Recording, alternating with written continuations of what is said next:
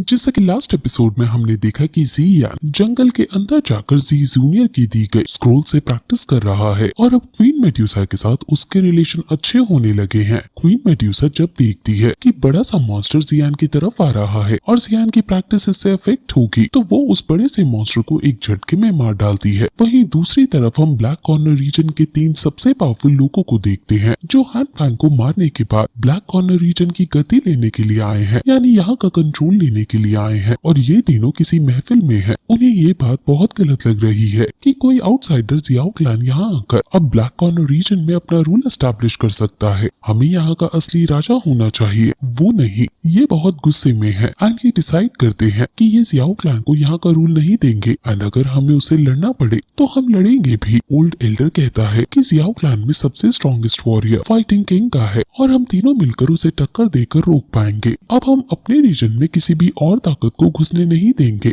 असल में Xiao clan जियाओली के अंडर यहाँ काफी समय से है, इसलिए सभी जियाओ क्लैन को अब जान गए हैं और कैनन कॉलेज से भी जियाओ क्लैन को यहाँ सपोर्ट मिला हुआ है, इसलिए उसको और ज्यादा ताकत मिल रही है। वहीं हम जियान को देखते हैं जो अभी भी जी जूनियर के दिए गए स्क्रोल से प्रैक्टिस कर रहा है और फाइनली काफी मेहनत के बाद वो काई शैनियन टेक्निक को यूज कर लेता है और इस अटैक से सामने वाली चट्टान पूरी तरह टूट जाती है। ये advance earth level fighting skill और इसकी पावर वेविंग रूलर जो उसका अटैक है इससे भी ज्यादा है। अब तभी उसके पास एक कबूतर उसके भाई जियाओली का संदेश लेकर आता है और उस संदेश को पढ़ने के तुरंत बाद वो काइलिन को चिल्ला कर बुलाने लगता है, जिससे क्वीन मेड्यूसा गुस्से में उसके आगे आ जाती है और कहती है कि चुप हो जाओ, क्यों चिल्ला रहे हो। जियान कहता है कि हमें ब्लैक कॉर्नर रीजन में जाना होगा, जिस पर क्वीन मेड्यूसा कहती है कि तो जाओ, मैं तुम्हारी कोई बॉडीगार्ड नहीं जो तुम्हारे साथ डोलती रहूं। इस पर जियान कहता है कि अगर मैं नहीं होऊंगा तो कोई तुम्हें सोल रिसरेक्शन पिल नहीं दे पाएगा। ये देखकर वो वहाँ से चला जाता है और क्वीन मेड्यूसा उसे जाते हुए देखने लगती है। वहीं दूसरी तरफ जियाओली अपने सेट के साथ इन 3 पावरफुल आदमियों से बात कर रहा है और कह रहा है कि अगर तुम जियाओ क्लैन से इस रीजन को वापस हासिल करने के लिए आए हो तो फिर तुम गलत जगह आए हो। मैं जियाओ क्लैन का लीडर नहीं हूँ और हमें लीडर के आने का वेट करना होगा। पावरफुल मैन जिसको मैं ओल्ड लाइन कहूंगी वो कहता है कि आखिर तुम्हारी इस बकवास की अब हमें क्या जरूरत है, ये रीजन हमारा ही है और हम इस बारे में कोई डिस्कशन नहीं चाहते। ओल्ड एल्डर कहता है कि अगर तुम मरना नहीं चाहते तो यहाँ से चले जाओ। अब इनमें लड़ाई होने ही वाली होती है कि तभी वहाँ जियान आ जाता है और कहता है कि हान फैंग इस रीजन को डिजर्व नहीं करता था और ना तुम करते हो। वो लाइटनिंग स्ट्राइक का यूज करके तुरंत आगे आकर खड़ा हो जाता है,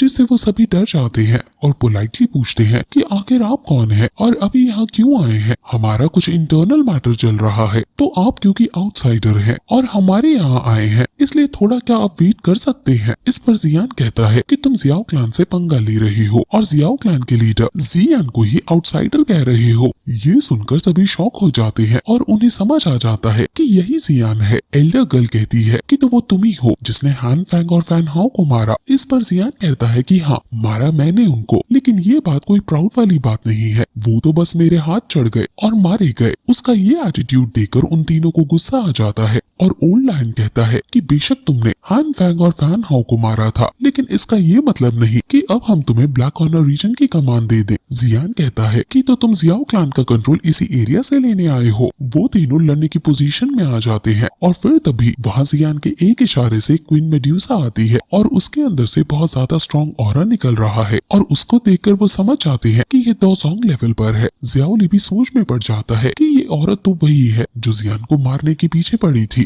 आखिर ये यहाँ क्या कर रही है। जियान अपने भाई को चिंता में आता दे उसको कहता है कि आप चिंता मत करो, सिचुएशन अंडर कंट्रोल है। वो सभी क्वीन मेड्यूसा को जियान के साथ देखकर डर जाते हैं। क्वीन मेड्यूसा उनको गुस्से में देखती है और तीनों डरकर पीछे हट जाते हैं और कहते हैं कि अरे हम तो मजाक कर रहे थे, जो भी कुछ हुआ वो सब मिसअंडरस्टैंडिंग थी बस। हमसे अच्छा तो आप इस रीजन को कंट्रोल कर पाओगे और बेहतर होगा हमें आप जैसे ही रूलर मिले। अब क्योंकि इस रीजन को आप मिल गए हो तो हम अपनी कोई सेवा यहाँ नहीं दे पाएंगे, इसलिए हम चलते हैं। वापस जाकर हम आपके बारे में सबको बता देंगे कि आप रूलर हो और कोई हमारी जैसी गुस्ताखी भी ना करेगा कभी। आज जो भी हुआ बस आप उसे दिल पर ना लेना। अब ये तीनों डरकर यहाँ से जाने लगते हैं, लेकिन जियान इन्हें रोकता है, जिस पर ओल्ड एल्डर कहते हैं कि क्या तुम हमें भी उन दोनों की तरह मार देना चाहते हो। जिस पर जियान कहता है कि आपको गलतफहमी हुई है, जो हमारे यहाँ आते हैं वो गेस्ट होते हैं और गेस्ट देवता समान होते हैं, इसलिए मैं तुम्हें नहीं मारूंगा और क्योंकि तुम लोग भी इस रीजन रीजन को चाहते हो तो चलो एक डील करते हैं। मेरा एक दुश्मन है जो काफी स्ट्रॉन्ग है, हालांकि मेरे अंदर भी इतनी पावर है कि मैं उसे हरा सकता हूँ, लेकिन फिर भी मुझे तुम्हारी मदद चाहिए। मुझे तुम लोगों का साथ चाहिए कि जब युद्ध हो तो मेरे साथ वो लोग लड़ सके। एल्डर गर्ल कहती है कि आखिर इस पूरे चाइना में कौन है जिसने क्लैन मास्टर जियान से पंगा लेने की हिम्मत की। इस पर जियान बताता है कि वो युन लैनसोंग।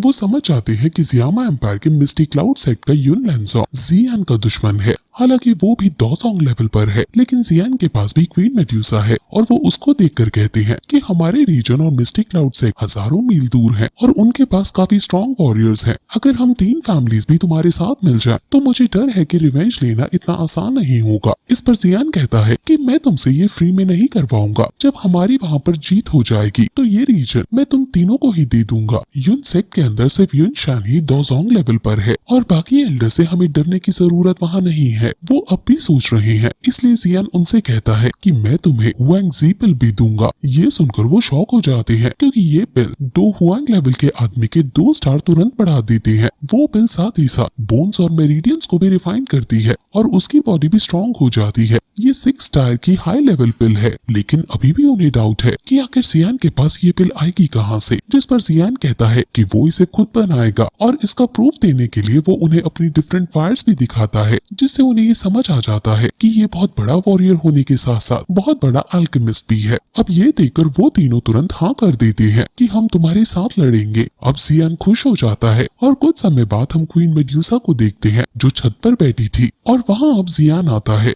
क्वीन मेड्यूसा का धन्यवाद कहता है क्योंकि अगर वो यहाँ ना होती तो वो इतनी आसानी से हार नहीं मानते। क्वीन मेड्यूसा कहती है कि जो चीज उन्हें तुम्हारी साइड होने पर मजबूर की वो थी तुम्हारी 6th ग्रेड का अल्केमिस्ट होना। मैंने तो बस उन्हें थोड़ा सा डराया ही। अब क्वीन मेड्यूसा उसे खुद कहती है कि मैं तुम्हारी हेल्प कर दूंगी युन शान को हराने में। जियान खुश हो जाता है और उसको खुश देखकर वो अचानक कहती है लेकिन मैं तुम्हारी हेल्प क्यों करूं। जिस पर जियान कहता है कि क्या तुम हमारा एग्रीमेंट भूल गई। क्वीन मेड्यूसा गुस्से में उसे देखती है और जियान उसे देखकर स्माइल करता है, जिससे क्वीन मेड्यूसा शांत हो जाती है और फिर जियान सीरियस में कहता है कि अगर तुम सच में मेरे लिए कोई लड़ाई नहीं करना चाहती तो मैं तुम्हें फोर्स नहीं करूंगा। उस टाइम तो तुम बस साइड होकर मुझे लड़ते हुए देख सकती हो और लड़ाई के बाद मैं तुम्हारे लिए वो पिल बना दूंगा। ये सुनकर क्वीन मेड्यूसा का दिल पिघल जाता है और जियान की इस बात से वो इम्प्रेस हो जाती है, लेकिन फिर वो खुद को संभालते हुए वापस गुस्से वाले मूड में आकर कहती है कि ये मत समझना कि ऐसी बातें करने से तुम मुझे बहका लोगे। मैं बस एक हथियार बनकर नहीं रह सकती तुम्हारे लिए, और खासकर तुम्हारे लिए। मैं एक दोसोंग को तो बिल्कुल नहीं छेड़ूंगी क्योंकि तुमने मेरे साथ इतना गलत जो किया है। वहीं अब क्वीन मेड्यूसा के जाते ही उसका भाई जो पीछे बैठकर सारी बातें सुन रहा था वो यहाँ आता है